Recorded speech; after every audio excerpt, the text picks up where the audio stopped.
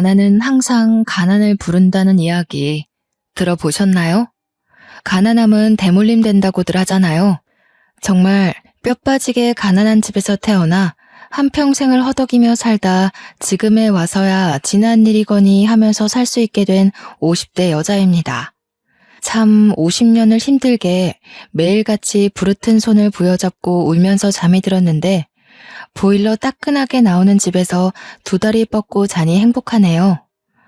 어떻게 된 사연인지 참으로 궁금하시죠? 지금부터 저의 처참하다면 처참한 혹은 반전이라면 반전이라 할 수 있는 지난 이야기를 털어놓아 보려고 합니다. 이렇게 속 시원히 제가 누군지 상세하게 밝히지 않고도 사연을 올릴 수 있는 곳이 있어서 행복합니다. 저는 어릴 때부터 무언가를 배부르게 먹어본 기억이 별로 없습니다. 정말 발육 상태가 또래에 비해 현저히 떨어질 정도로 작고 말랐었습니다. 다 제대로 먹지 못하여 생긴 어쩔 수 없는 현상이었죠. 팔며 전전긍긍하는 엄마와 직장을 1년 이상 다니지 못하고 늘 항상 홧김에 그만두었다는 아빠. 그런 부부 사이에서 태어난 작고 깡마른 저까지. 고작 새 식구 입에 풀칠하기가 그리 힘드냐 하실지 몰라도 참으로 힘들었습니다. 엄마는 보험 계약이 없는 달에는 월급을 단 한 푼도 받을 수 없었고 아빠는 그나마 벌어들인 몇십만 원을 항상 다른 데에 써버렸습니다. 아빠가 도박을 한다던가 술독에 빠져서 산다던가 그런 사람은 아니었지만 답답하게도 본인보다 훨씬 잘 사는 사람들에게 으스대고 싶어서 밥값을 낸다던가 혹은 굴러가지도 않을 것 같은 차를 사는 바람에 할부금을 갚는다던가 하는 헛된 부분에 돈을 사용하셨습니다. 덕분에 저는 엄마가 보험을 계약하고 와서 라면이라도 끓여주지 않으면 손가락만 내내 빨고 있어야 했죠. 그때만 해도 급식이라는 게 어디 있습니까? 도시락을 싸들고 학교를 다녀야 했는데 저는 항상 반찬도 없는 맨밥만 있었습니다. 반 아이들에게 한 입만 하고 반찬을 얻어먹어야 하는 신세였고 그나마도 맨밥조차 없는 날이 많았습니다. 수도가에서 물을 마시며 배를 채우는 것도 하루 이틀이지 시대가 이미 많이 변했음에도 불구하고 저를 위한 도움의 손길은 없었죠. 초등학교를 겨우겨우 졸업하고 나서 중학교에 입학했을 때 부모님은 저에게 학교를 꼭 다녀야겠냐 하셨습니다. 그때만 해도 학교를 다니려면 돈을 내야 했으니까요. 저는 이대로 학교를 다니지 못하게 되면 시간이 더 지났을 때 정말 아무것도 할 수 없는 무력한 사람이 될 것 같다는 기분에 학교만큼은 졸업하고 싶다고 했습니다. 다행히도 은사님을 일찍 만나게 되었고 제가 중학교를 졸업하는 내내 저의 도시락을 챙겨주셨습니다. 제가 공부를 꽤 잘했거든요. 문제집도 사다 주시고 저에게 대학을 꼭 갈 수 있길 바란다고 용기도 주셨죠. 고등학교에 진학할 때야말로 정말 큰 고비이긴 했습니다. 부모님은 하루라도 빨리 취직할 수 있는 상고에 진학하길 원하셨고 저는 인문계 학교에 들어가 대학을 졸업하고 싶다는 포부를 가지고 있었습니다.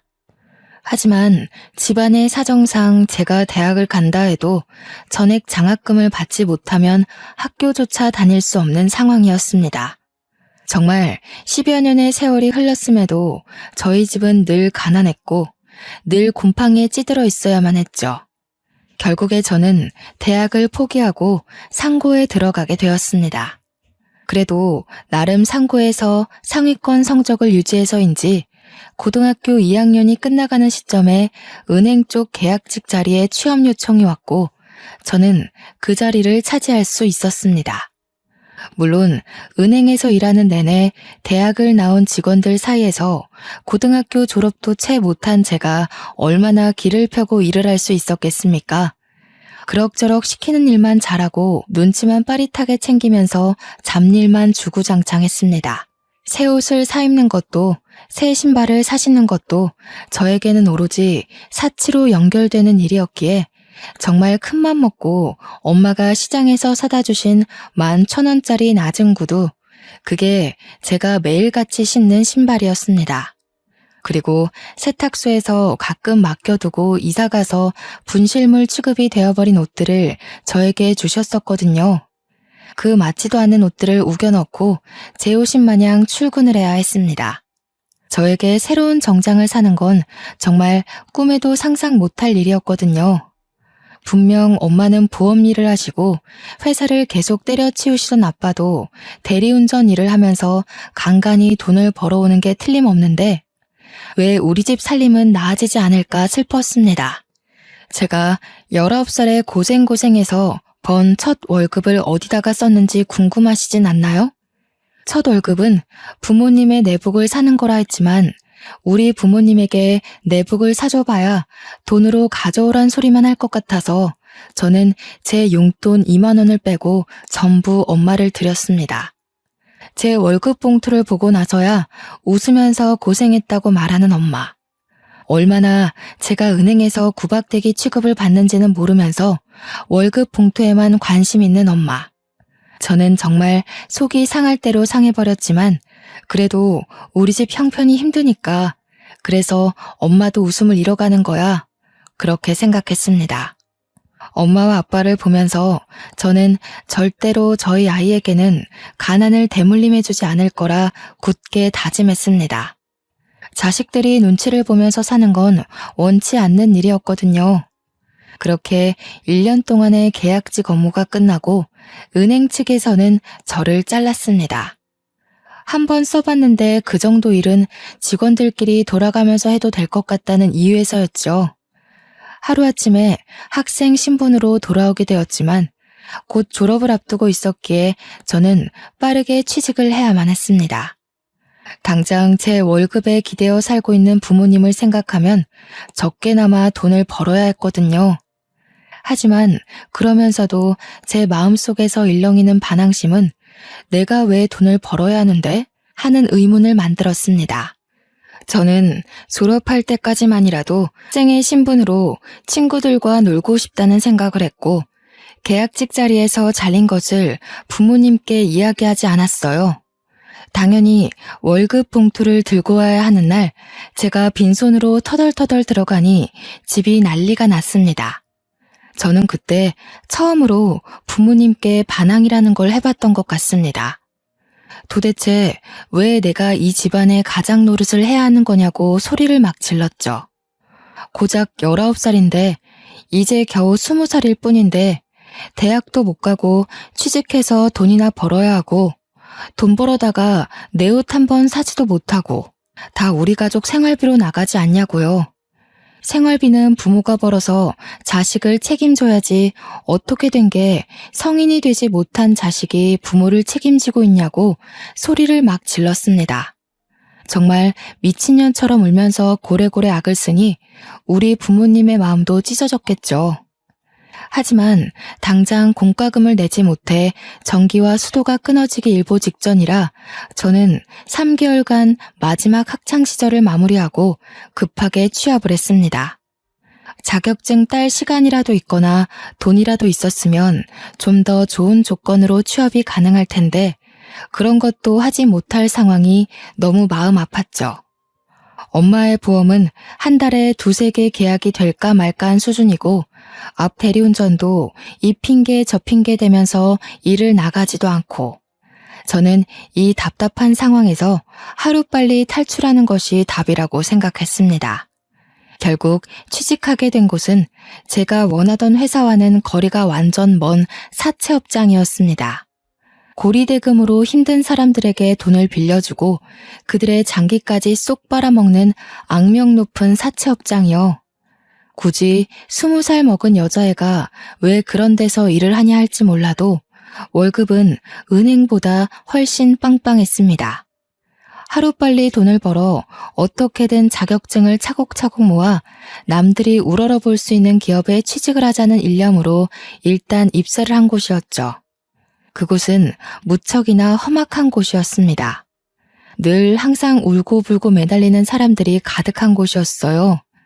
하루는 손가락이 잘린 남자가 찾아와서 울면서 이 상태로 어떻게 돈을 갚느냐고 한 번만 봐달라고 애원하다 쫓겨나고, 하루는 얼굴이 퉁퉁 부은 여자가 찾아와서 빌고, 소심하게 돈을 빌리러 왔다가 이자율에 놀라서 나자빠지는 사람들도 덜어 있었고요.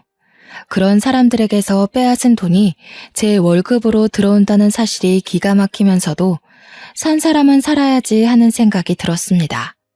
은행에서 보았던 잡일 업무 덕분에 저는 사채업장에서도 빠르게 적응을 할 수 있었죠. 악덕한 사장이었지만 직원들을 챙기는 것 하나는 다른 업주들보다 확실했던 사장님은 저를 참 예뻐해 주셨습니다. 저에게 몰래 용돈을 찔러주시기도 하고 틈틈이 자격증 공부를 할 수 있게 배려도 해주셨고요. 다른 직원들도 저에게 언제까지 이런 곳에서 일할 수는 없지 않냐면서 하루라도 빨리 번듯한 곳에 취직하라고 용기를 주셨죠. 저는 그곳에서 남편을 만나게 되었습니다. 지질이 박복하기도 하지 어떻게 된 게 첫사랑을 사채업장에서 만나게 된답니까? 그것도 빚을 잔뜩 져서 무일푼으로 사채업장에서 일을 하는 남자였습니다. 사장님께 진 가족들의 빚을 대신 갚느라 월급 대신 빚을 탕감한다는 조건으로 일을 하고 있었죠. 사장님과 남편네 부모가 서로 아는 사이라 험한 일을 당하는 대신 그런 조건을 두고 빚을 삭감해주고 있었던 것이었습니다. 우리 집도 가난한 마당에 가난한 남자를 만나면 안 된다는 것을 머리로는 알고 있었지만 마음은 그렇지 못했습니다. 이미 제 마음속에 자리 잡은 그 사람을 밀어내는 것이 도무지 쉽지 않았습니다. 남편 또한 같은 마음이었습니다.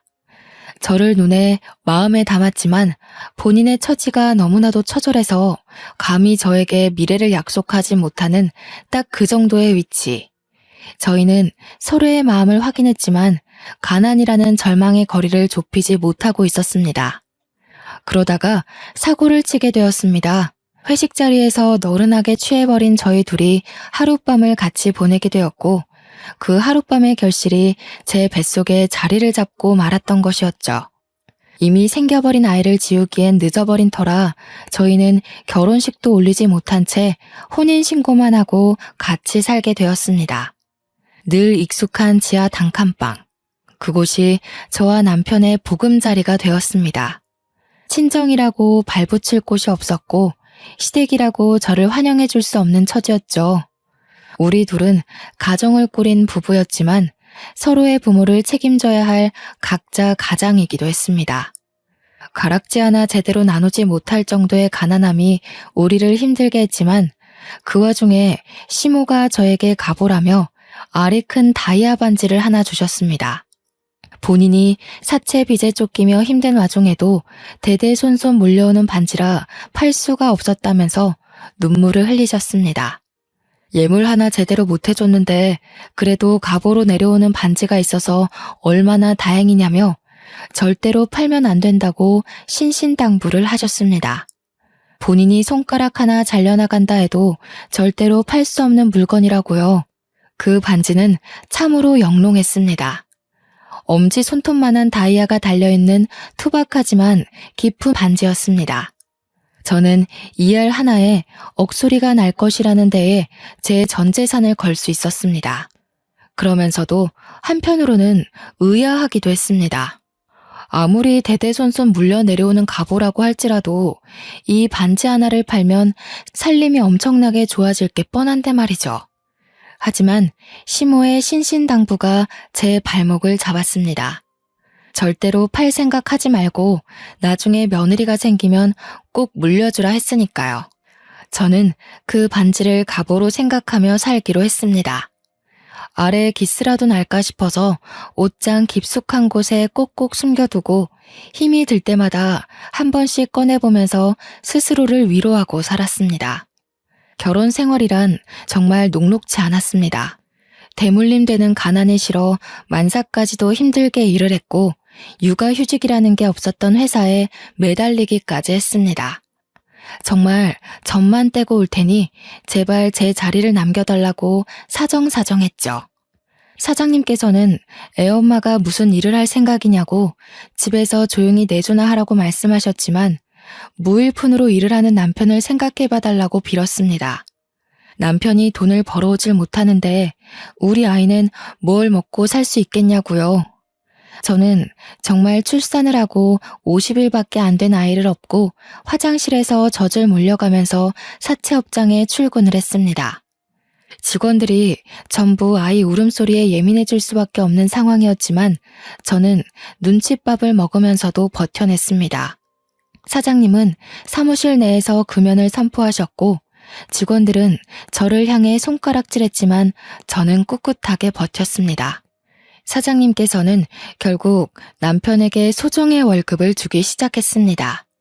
울고불고 매달리는 갓난아이, 그리고 제대로 먹지 못해 젖이 잘 돌지 않는 저를 보면서 배려를 해주신 겁니다.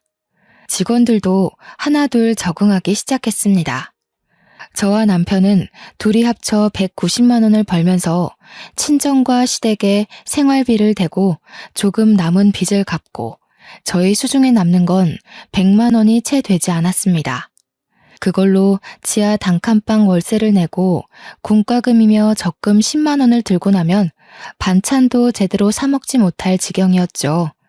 고기 구경은 언제가 마지막이었는지 생각조차 나지 않을 정도였습니다. 오죽하면 사장님께서 회식 자리에서 꼬박꼬박 고기를 챙겨주시다 못해 집에 가져가라고 싸주시기까지 했어요.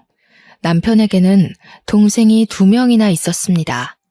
남동생은 술독에 빠져 정신 못 차리고 사는 놈이었는데 술만 곱게 먹는 것이 아니라 꼭 사고를 치고 다녔습니다. 여동생은 은둔형 외톨이라 방에 틀어박혀서 내내 컴퓨터만 보고 앉아있다고 집 밖으로는 잘 안 나온다고 했습니다. 같은 배에서 나온 남매들임에도 불구하고 서로 너무 다른 모습이라 외동인 저는 조금 신기할 뿐이었습니다. 시댁에 가더라도 신우는 방에서 나오지 않아 볼 수가 없었고요. 도련님은 술을 마시러 나간 건지 늘 집에 없었습니다.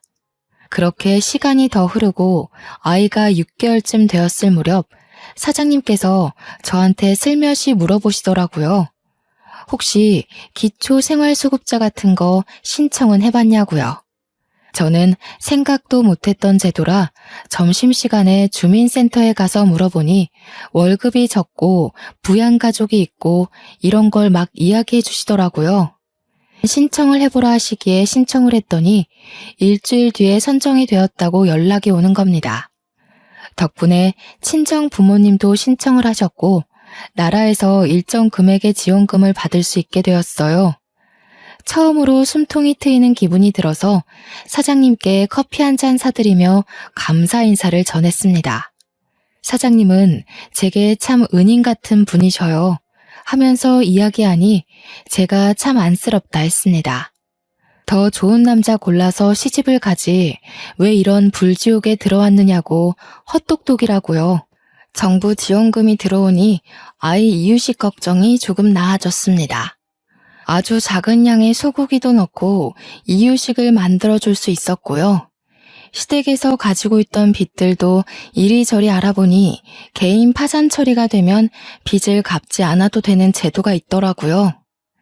제 나이 이제 겨우 24살이었지만 세상 모든 풍파를 다 겪은 사람처럼 속속들이 알게 되더라고요.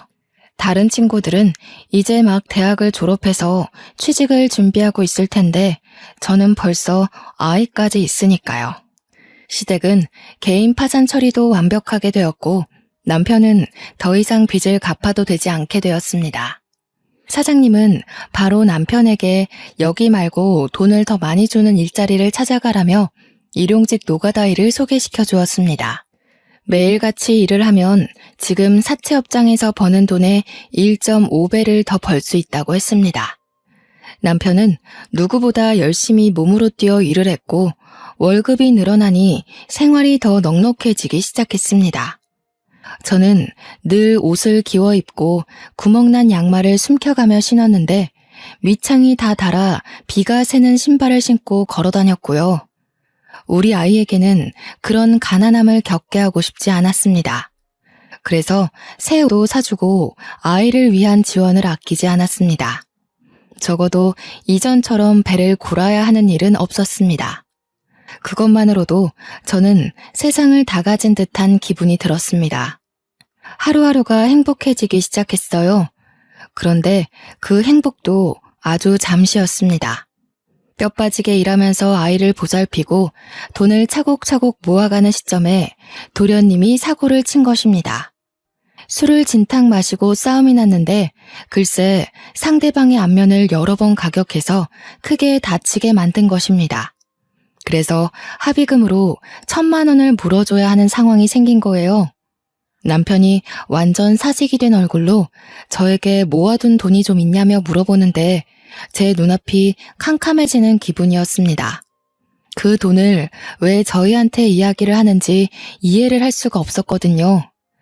그날 저녁 시부모가 저를 찾아와서 죽는 소리를 내더군요. 우리가 개인 파산을 하는 바람에 그 어디에서도 돈을 빌릴 수가 없어. 사채업을 다시 사용하자니 그동안 힘들었던 게 기억이 나서 다짜고짜 돈을 빌릴 수도 없고 너네 모은 돈이 조금 있다는 이야기를 들었다. 그거라도 내주지 않겠니? 울면서 매달리는 시모에게 딱 잘라서 안 된다고 이야기를 할 수가 없었습니다. 시모는 저에게 계속해서 다이아 반지 이야기를 해댔거든요. 그 다이아 반지만 팔았어도 이런 일로 저에게 와서 하소연을 할 일이 없었을 거라고. 하지만 며느리에게 대대로 물려주는 반지이기 때문에 팔 수가 없으니까 자기가 아무것도 해줄 수 있는 게 없다면서 저에게 죄책감을 들게 했습니다. 결국에는 10만 원씩 모았던 적금을 깨고 남편과 한동안 허리띠를 졸라매기로 약속을 한 뒤 돈을 해주었습니다. 조금 부족한 돈은 어쩔 수 없이 사장님께 빌리고 말았죠. 사장님은 저에게 꼭 돈을 빌려서까지 갚아주어야 하는 거냐면서 그 집안은 한 번 그러면 2번, 3번 요구할 거라고 저를 걱정하셨습니다. 하지만 이미 가족이라는 끈으로 묶인 처지에 제가 어찌할 방법이 없었습니다. 어린 나이라 차마 그때는 연을 끊어내야 한다는 걸 상상도 못했던 거였죠. 다행인 건 저희 친정은 그럭저럭 정부의 도움을 받아서 먹고 살 만큼의 형편이 된다는 것이었습니다. 그렇게 사장님께 원금과 이자를 갚아가며 한동안 또 조용하게 지냈습니다. 아이는 무럭무럭 크고 점점 아이에게 들어가는 돈이 늘어나게 되었지만 저희 형편은 그대로였죠. 그래도 기초생활수급자라고 아이 육아 지원도 나오고 했기에 어떻게든 하루하루를 버틸 수 있게 되었습니다. 단 한 가지 아쉬운 건 제가 일을 하고 있었기에 아이와 함께 놀아주는 시간이 터무니없이 부족했다는 것이었죠. 그나마 정부의 지원으로 어린이집도 보낼 수 있어서 다행이긴 했지만 그래도 아이가 저와 너무 오래 떨어져 있으니 마음이 아팠습니다. 주말에 아이를 데리고 유원지라도 놀러 가고 싶은데 그게 모조리 다 돈이잖아요. 그 입장권 하나 사는 것도 손이 떨리는데 어찌 아이와 함께 놀러 다닐 수 있겠습니까? 우리 아이가 5살이 될 때까지도 저는 가난에 허덕이며 살았습니다. 유치원이라는 곳이 아이들을 위한 교육기관 같아도 실상은 엄마들끼리 친목을 다지게 되는 대화의 장이더군요. 저는 그때까지도 휴대폰은커녕 집 전화기도 없었기에 다른 엄마들과 연락을 할 수 없었죠. 그러다 보니 은근히 우리 아이만 왕따처럼 단체 생활에서 자꾸 빠지게 되는 거예요. 다들 유치원 일과가 끝나고 놀이터에 가서 놀거나 주말에 공원을 놀러 가기로 약속을 한다는데 저희는 그런 연락을 받지 못했으니까요. 아이들끼리도 친목을 다지고 엄마들끼리도 서로 친하게 지내고 하니 그 사이에 끼지 못한 저와 아들만 덩그러니 남겨졌죠. 오죽하면 유치원에서 스승의 날 선물을 할 때도 저와 저희 아이만 아무것도 준비하지 못했었습니다. 마음이 너무 불편하고 속상했지만 사람이 다 처지 따라가는 것 아니겠어요? 그러던 와중에 남편이 공사장에서 표자재에 깔리는 사고를 당해서 병원에 드러눕게 되었습니다. 다행히도 건설업체 측에서 보험 처리를 받게 되어 병원비 걱정도 없고 후유증이 남게 될까 미리 치료비도 넉넉히 주어서 다행이었죠. 그 돈으로 남편은 저에게 일단 빚부터 갚으라 하여 빚까지 모두 청산을 할 수 있었습니다. 하지만 남편의 몸은 나아질 생각이 없었고 결국 팔 한쪽에 힘이 제대로 들어가지 않게 되었죠. 그런 남편은 공사장에서 일을 하기 어려워졌습니다. 한순간의 사고로 팔 한쪽을 제대로 쓰지 못하게 된 남편에게 들어온 보험금 치고는 너무 적은 돈이었죠. 앞이 창창했던 우리 남편은 결국 힘쓰는 일이 아닌 공사장 관리직으로 들어가게 되었습니다. 받아오는 월급은 공사판에서 몸쓸 때보다야 적었지만 더 오래 일할 수 있고 시간이 지나면 연봉도 오른다 하더군요. 미래를 생각하면 훨씬 좋은 조건이라고 해서 저는 남편을 지지해주기로 했습니다. 월급이 줄어서 조금 힘들 때에 친정엄마의 보험 계약이 잘 되어 친정에서도 저를 도와주실 수 있게 되었고요. 하지만 항상 일이 술술 풀리면 또 막히는 부분이 찾아오게 되잖아요. 우리 신우가 대형 사고를 치고 만 것입니다. 은둔형 외톨이가 방에서 게임만 하다가 글쎄 게임에 돈을 쏟아붓기 시작한 것입니다. 처음에는 10,000원, 20,000원 아이템을 사더니 그게 글쎄 100만 원이 되고 200만 원이 된 것이죠. 일이라고는 한 번도 해본 적 없는 신우가 무슨 돈이 있어서 게임에 현질을 했겠습니까?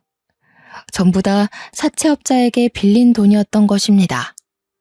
빚이 눈덩이처럼 불어나자 그제서야 저한테 도와달라고 하는데 정말 10번도 못 본 신우가 뻔뻔하게 저에게 이야기를 하니 머리가 아프더군요. 시모가 저보고 그나마 사람답게 사는 애들이 저와 남편밖에 없지 않냐고 돈 좀 갚아달라 하면서 다이아 반지 이야기를 또 꺼내시더군요. 차라리 그 반지를 팔아서 애들 빚 갚아주고 우리도 나은 살림살이 꾸려가며 살 걸 그랬다고 그걸 대대손손 며느리에게 물려주라는 소리만 없었어도 지금보다 나았을 거라며 우시더군요. 이미 반지는 제 손에 있고 시모는 죽는 소리, 앓는 소리만 하고 나이 20대 중반에 갚은 빚만 얼마인지 머리가 지끈거렸습니다. 저한테 도와달라고 뻔뻔스럽게 이야기하는 신우에게 저도 화가 나서 한 소리하고 말았죠. 신우, 우리 얼굴 마주보고 대화한 게 10번도 안 되는 거 알아요? 제가 시집 온 지 몇 년이 지났는지는 알고요? 신우도 나이가 있는데 언제까지 방에 틀어박혀서 게임만 하실 거예요. 빚은 스스로 갚는 게 좋겠어요. 일을 하세요. 그러자 신우가 아주 거품을 물면서 저한테 달려드는 게 아니겠어요? 저는 신우의 달려드는 손을 요리조리 피해가면서 소리쳤어요. 도련님 빚 갚아준 걸로 모자라서 고작 게임하다가 쓴 사채 빚까지 제가 떠안을 필요가 있냐고요. 신우 사지도 멀쩡한데 스스로 일해서 갚아라. 돈의 무서움을 알아야 한다고 제 할 말을 다 했습니다. 그런데 신우의 입에서 나오는 말이 너무나도 충격적이었어요.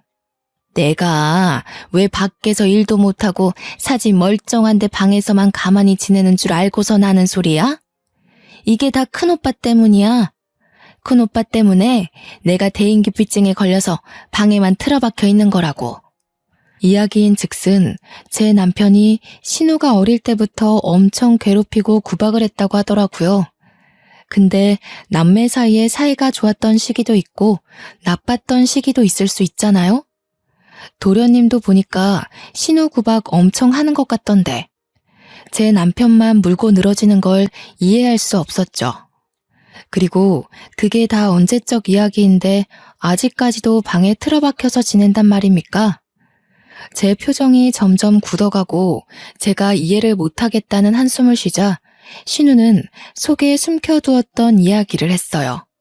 알고 보니 신우가 중학교를 다니던 시절에 반에서 좀 잘 나가는 일진 친구가 제 남편을 짝사랑하고 있었다는 거예요. 그래서 신우한테 너네 오빠랑 잘 될 수 있게 도와달라고 했는데 제 남편이 날라리는 싫다고 대놓고 거절을 해버린 거죠. 그것도 용기 내서 고백한 일진 앞에서 날라리는 싫다고 했으니 주위 애들 사이에서도 좀 소문나고 놀림거리가 된 거죠. 그래서 그 일진이 그때부터 신우를 왕따시키면서 괴롭히기 시작한 거예요. 근데 그 왕따시킨 행동들이 대인기피증이 올 만큼 심각했던 거죠. 신우가 화장실 가면 물을 뿌리고 책상을 복도 밖으로 던져놓고 교과서를 찍고 때리는 건 기본이었더라고요. 신우가 울면서 저한테 이야기를 하는데 저도 눈물이 핑 돌 것 같았어요. 결국 그 사실이 남편에게까지 들어갔고 늘 대인기피증에 걸려 방 안에만 있었던 신우가 마음에 걸렸던 남편은 저를 설득하기 시작했습니다. 그래도 우리 살림이 점점 나아지고 있으니 신우를 한 번만 도와주자고요. 저는 반대했죠. 우리 아이가 이제 초등학교에 들어가면 돈 드는 게 한두 푼이 아닐 텐데 언제까지 시댁 식구들 도와주며 살 거냐고요. 당신 월급도 줄었고 나도 언제까지 이 업장에서 버틸 수 있을지 모른다고.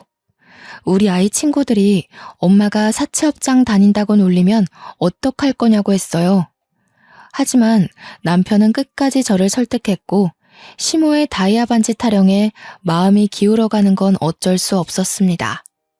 제 얼굴이 근심이 가득하자 사장님께서 저에게 무슨 고민이 있는지 물어보셨습니다. 결국 소주 한 잔에 모든 걸 털어놓게 되었죠.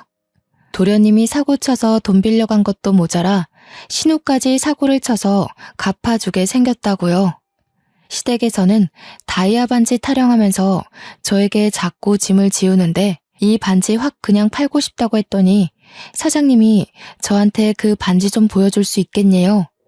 왜 그러시냐 하니까 그거 담보로 이자 없이 돈을 빌려주시겠다는 거예요. 사장님께서 자기 못 믿냐면서 멀쩡하게 보관하고 있다가 원금 갚으면 그대로 돌려주겠다고 했습니다. 날마다 전화와서 저에게 한 번만 더 대출을 받아달라고 말하는 시댁 식구에게도 지쳤고 저는 냉큼 알겠다고 했어요. 벌써 8년째 알고 지내는 가족 같은 사장님인데 저에게 사기를 치진 않겠지 하고 생각한 거죠. 그래서 다음날 반지를 가져가 사장님께 3천만 원을 빌려달라고 했습니다. 그런데 사장님이 동네 금은방 사장님과 같이 오신 거예요. 그 반지가 진짜인지 아닌지 확인해봐야겠다고 하셨거든요. 저는 솔직히 좀 찜찜하긴 했지만 사장님께서 확인하셔야겠다고 하니까 그러려니 했죠. 근데 금은방 사장님께서 저한테 이게 진짜 다이아라고? 하시면서 사기당했네 하시고 껄껄 웃으시는 겁니다. 사기라뇨. 대대손손 며느리들에게 물려주는 다이아 반지라고 하셨는데요. 아이고, 아가씨 순진하네. 다이아가 이렇게 유리알 같은 색을 내기가 쉬운 줄 아나.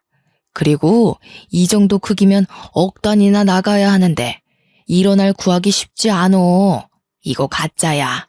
저는 뒤통수를 세게 얻어맞은 듯한 느낌이 들었습니다. 10만 원도 안 하는 큐빅을 가지고 진짜 다이아라고 사기를 쳤다니. 제가 얼마나 억울하겠어요. 그깟 큐빅으로 저에게 뜯어낸 돈이 얼만데 눈물이 줄줄 흘러나오더라고요. 오죽하면 사장님께서 원래대로 반지 맡기고 원금만 갚는 걸로 하자며 3천만 원을 이체해 주셨습니다. 저는 죄송해서 그 돈을 받아서 시댁에 보내야 한다는 생각도 못하고 있었죠. 그날 저녁에서야 남편이 돈은 빌렸냐고 물어보기에 정신이 번뜩 들었습니다. 그리고 남편에게 물어보았죠. 당신도 이 반지가 가짜인 거 알고 있었어? 고작 10만 원짜리 큐빅으로 대대손손 물려오는 반지라며. 나한테 어머님이 사기친 거 알고 있었냐고. 그러자 남편이 입을 꾹 다물더군요. 그 뜻이 무엇이겠어요? 긍정의 의미라고 해석해도 문제가 없었죠. 저는 남편을 주먹으로 마구 때리면서 도대체 왜 속인 거냐고 물어보았습니다. 남편은 그저 시모가 있어 보이고 싶어서 그런 거짓말을 한 것 같다고 했습니다. 없는 살림에 무시당하기는 싫고 며느리에게 의스대고 싶은 마음에 그런 것 같다고요. 저는 다음날 결국 시댁을 찾아가 시모에게 반지 이야기를 했습니다. 말하면서도 속았다는 게 너무 분하고 쪽팔리기까지 해서 눈물을 줄줄 흘려대며 소리를 막 쳤어요. 이거 다 가짜라면서요. 그 반지 다이아가 아니라 큐빅이라고 하더라고요. 그걸 속인 것도 모자라서 계속 다이아 운운하며 저한테서 돈을 뜯어가신 거예요? 아니, 또 그걸 진짜인지 가짜인지 확인해봤단 말이야?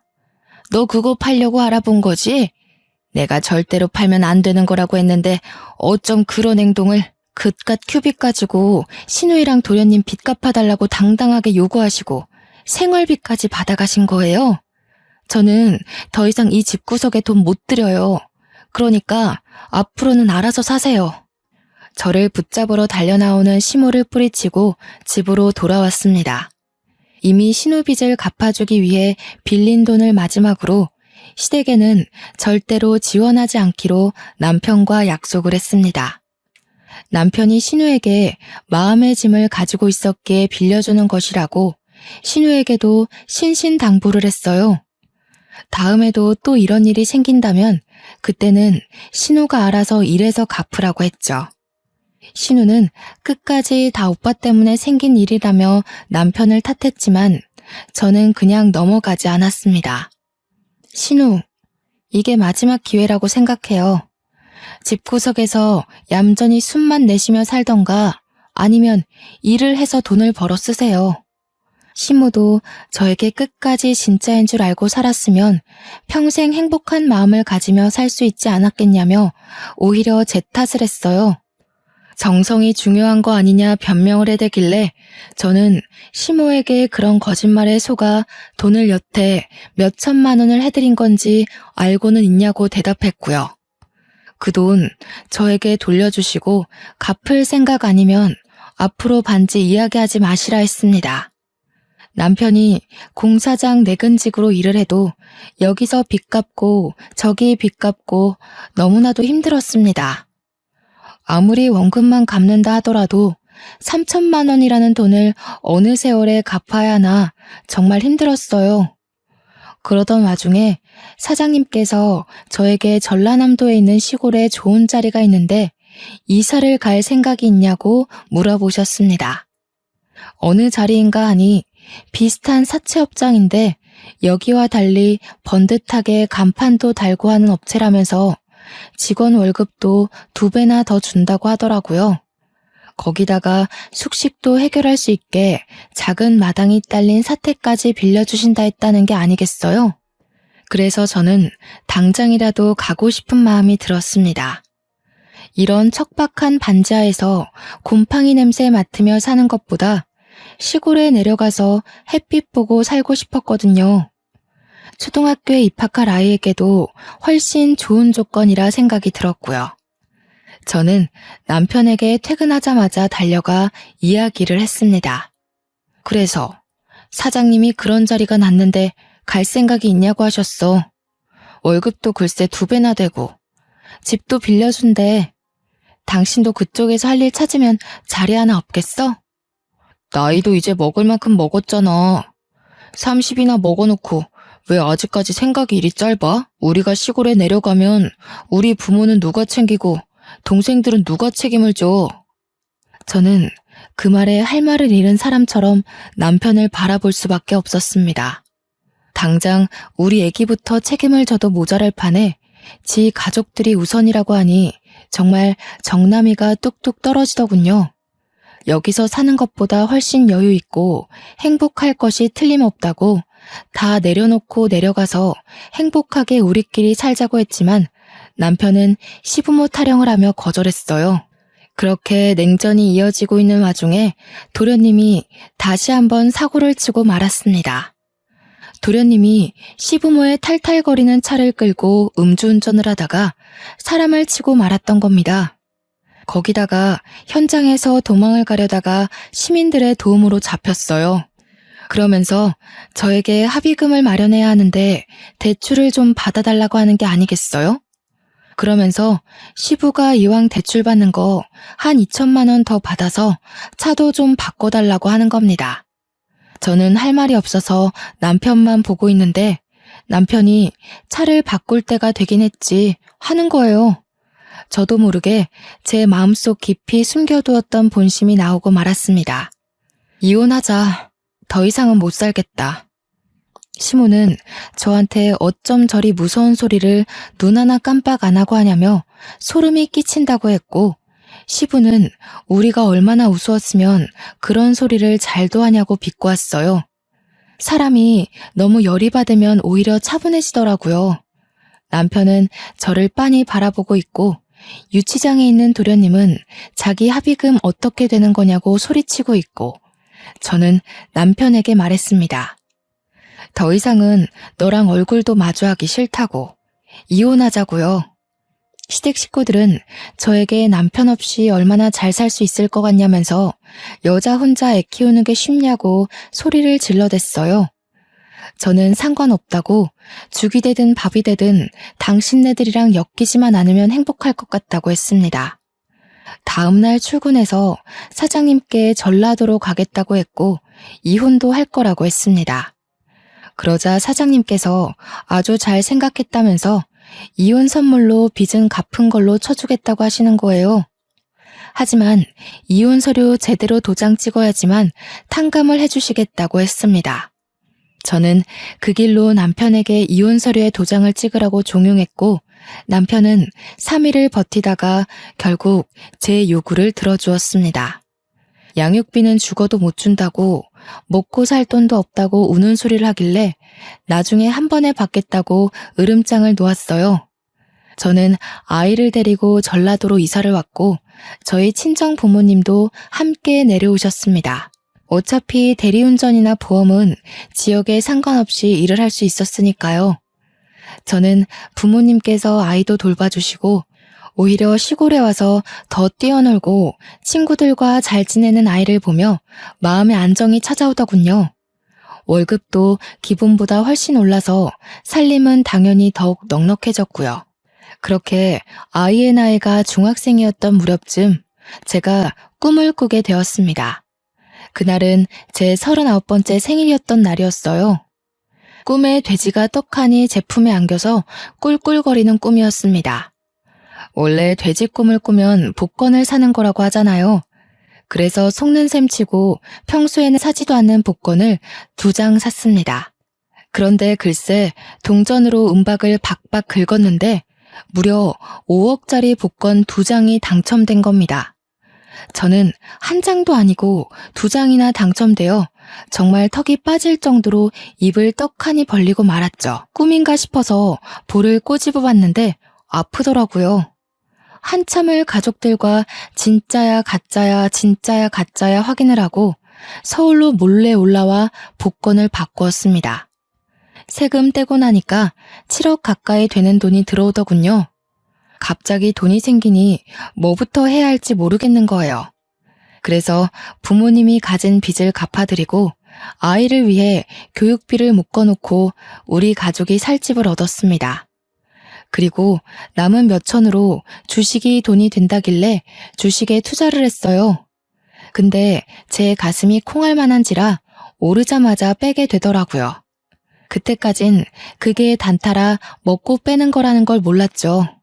수익이 꽤 나고 돈이 막 불어나게 되니까 정말 가만히 있어도 웃음이 나더라고요. 그 돈으로 지금까지 잘 먹고 잘 살고 있습니다. 물론 일도 계속하고 있고 전라도에 완전히 자리를 잡아서 아이 교육도 빵빵하게 시켜주고 친정 부모님 모시고 큰 집에서 행복하게 지내고 있어요. 나이 50이 되고 나니 쇠약해진 부모님 걱정이 되긴 하지만 공기 좋은 곳에서 살며 틈틈이 작은 주말 농장도 짓고 지내고 있습니다. 전남편네는 결국 전남편까지 개인 파산하고 통장조차 쓰지 못한 채 지내고 있다고 들었습니다. 저도 정말 평생 먹고 살 만큼 넉넉한 건 아니지만 우리 아이 하나만큼은 잘 키울 수 있을 정도로 넉넉합니다. 오늘은 우리 아들이 군 생활을 마치고 돌아오는 날입니다. 공부하느라 군대도 늦게 가게 되었는데 얼마나 듬직해졌을지 궁금하네요. 여러분, 행복은 가지고 있다고 찾아오는 게 아니더라고요. 어느 부분 포기하고 나니까 더 큰 행복이 찾아왔습니다. 여러분에게도 정말 좋은 행운이 그리고 큰 행복이 찾아오길 바라겠습니다.